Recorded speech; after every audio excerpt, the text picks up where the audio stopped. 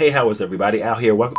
Okay, let's do it again. Oh, good grief. This is like take 240. Why is it taking me so long to shoot this video? Far Side Movie Reviews. Wow, you guys, so we are wrapping up 2016.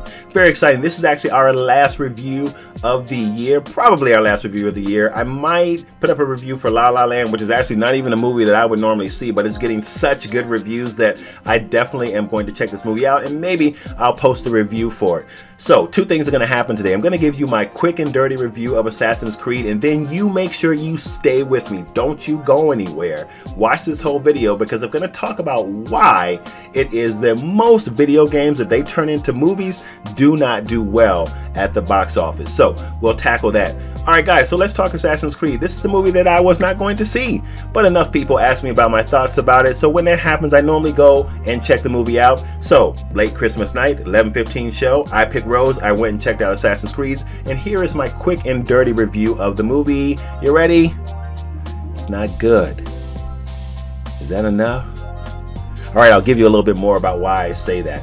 So, Assassin's Creed has a lot of problems, but one of them is not star power. They've got some great actors in this movie. They've got Michael Fassbender, Jeremy Irons, Marion, Coltillard, but their talents are not at all maximized in this film. And it's not due to them as performers, it's due to the script that they are given. It is just not a very well executed story. So here is the premise of Assassin's Creed.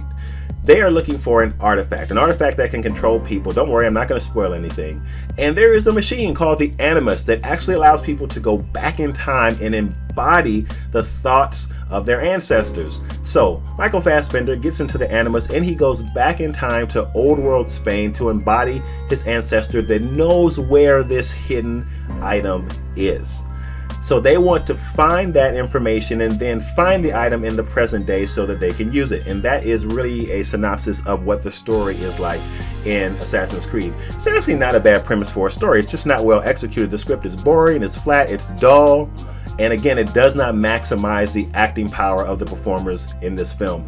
Visually, this film was okay only when they were in old world Spain. That's the only time that this film was at all visually appealing. When they were in present day, it was always dull and boring to look at. Despite the action sequences, which weren't that great anyway, it was always dull and boring to look at. Now, when they were in old world Spain, I have to give it to the movie. It does a really good job of capturing the tone and the feel of the era so that you really do appreciate what you're watching. You really do feel like you are getting an experience of what it would be like to be in that time. So they did a good job with that. The action sequences, like I said, they weren't that great, but they were better when they were in old world Spain. The problem with the sequences there is that the film does do a lot of cutting in and out in between the action, which does take away some of the fluidity of it when you are watching it, so you don't enjoy it that much. I think that they were doing that because they are really trying to make the action more dynamic, but it really is more so just frustrating to look at. So the fight choreography in this movie to me was bad, not nearly visceral enough, and really just poorly executed as well. I'm really hard on fight choreography in films because there's no reason. We have so many good fight choreographers that there's no reason any movie should have bad fight choreography. And this was definitely less than impressive, not visceral enough, and we just didn't see enough of the actual physical interaction or interchange in terms of the fight choreography. We saw a lot of jumping around from the camera, but not a lot of contact with the fight choreography in the sense that we can see the execution of the kicks, the blocks, and all that kind of good stuff. What they should have done is they should have given us like a nice kind of medium long shot of the two fighting, and I think that would have been much more satisfactory. So, if I had to give this movie a rating, I would give it a D+, and I'm giving it a plus only because I did enjoy when I was watching the film when they were in old world Spain, but every other part of that I really did not enjoy. I really couldn't get behind, so I can't endorse this movie. Guys, save your money for this.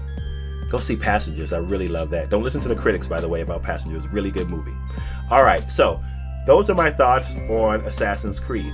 Now, let's talk about why and Assassin's Creed would fall into this category. Most video games do not do well at the box office. So you stayed with me. I love you guys. Guys, so what happens to a movie like Assassin's Creed or so many other video games that they've tried to turn into movies that have just flopped? And we could just go down the list and name a whole lot of them. Here is what I believe the primary problem is when you try and make a film like this, and it's a problem that they have from the outset, and that is two audiences. You have the game's fan base, and then you have the general audience. And automatically out the gate, even as you are writing the script for this movie, you know that you have to appeal to both. If you want the movie to be a success, you have to appeal to both. And that's why movies that are video games first are so difficult. That's why some people gripe about things like someone told me about Assassin's Creed. Well, you know what? You don't play the game, so you can really only have limited appreciation for the movie. And I think in some respects that's true, because I think that movie should have some nods or some references to the video games that are definitely there for the gamers to see and appreciate in the film. I get that. I felt that way about Warcraft. But at the same time, they have to make a movie that's accessible to someone like me who doesn't play the video game. I am the general audience. Unless they have a budget that's just so small that they really don't care and they think that just the fan base is going to be able to cover the cost of making the film. But that's a real factor. Because some people say, well, forget the general audience. This is about congratulating the fan base, so we're going to make a movie. Well, that's really good, but the studio wants to make their money back. And you have to make sure that enough people see this film, or this film, however you have it structured, makes enough revenue to cover the cost of making the movie. And in most cases, you cannot do that by making a film that just caters to the gaming fan base. It has to cater to the general audience as well. Let me give you a good example of a movie that did that. Actually, one of my favorite movies, or one of my favorite video games that was made into a movie. You guys ready for this? You ready? Mortal Kombat. Yeah, no, the old Mortal Kombat, the first Mortal Kombat, 95, 93 or something like that was when this movie came out. I can't remember. Yeah, I always fact check me, put it in the comments if I'm wrong, let me know, educate me.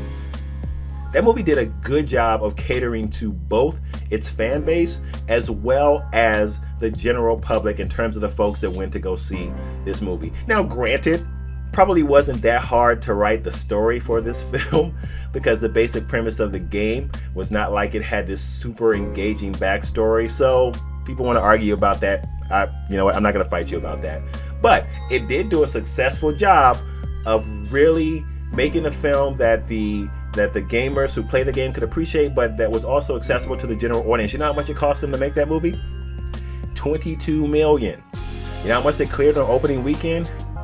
$122 million. And it stayed number one for like 3 weeks. And then I think it also broke some record for that year in terms of some category for successful film.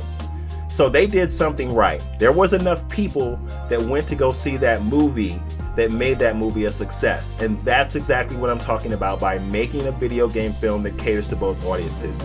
If video game movies are going to be successful, they have to do them both. And as I said, you can't just you can't throw away one. You have to do both of them.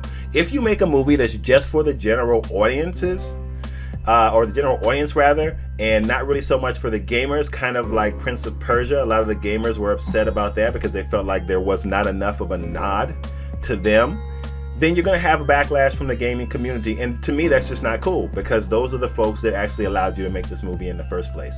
So you really do need to please both audiences for video game movies to be successful. And that's what happens a lot of times when they fail. You've just not made enough. You've not made a movie that's broad enough. You've not made a movie that is going to attract both the gaming community and the general audience. So those are my thoughts on that, you guys. I told you it wasn't going to be so long. Thank you for sticking with me, guys. Please comment and share what you think about what I said, and share what you think about that being true or not. And I'd like to know what your favorite video game movie is also.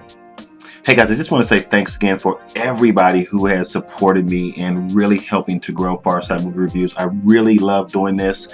You guys, I can't tell you how much I am grateful for your help. As a matter of fact, I'm going to do a separate thank you video because you guys are just so awesome. You deserve that. Guys, please make sure that you comment, make sure that you like, make sure that you subscribe. All of this helps to get more eyes on what we're doing in YouTube, and I greatly appreciate it. And with that, I will see you on the next video. Bye-bye.